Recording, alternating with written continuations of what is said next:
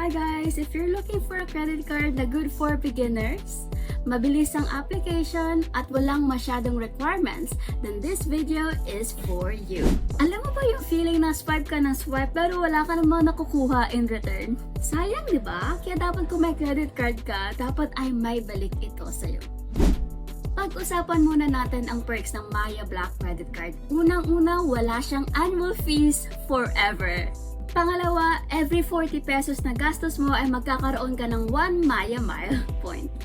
At kung nakapag-spend ka naman ng 5,000 within 60 days ay meron kang boom! Meron kang libreng 3,000 bonus mile points. So now, let's talk about the requirements. Unang-una, kailangan ay 21 to 65 years old ka, upgraded yung Maya account mo, may regular income ka, at pang-apat, kung gusto mo naman ng Landers credit card, ay dapat meron kang Landers membership card.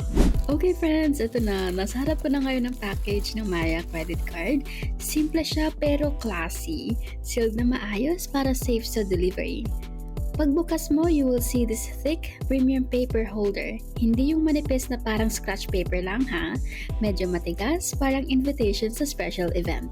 May printed Maya logo sa harap na clean at modern. Parang sinasabi niya, welcome to the club.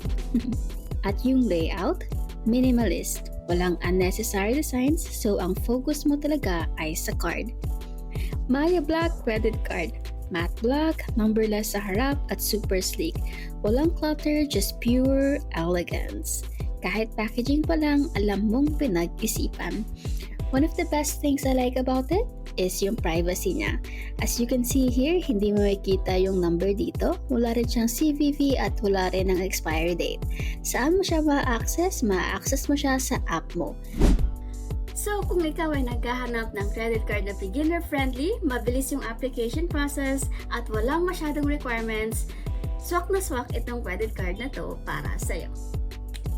That's it for today's video. I hope to see you in the next one. Bye!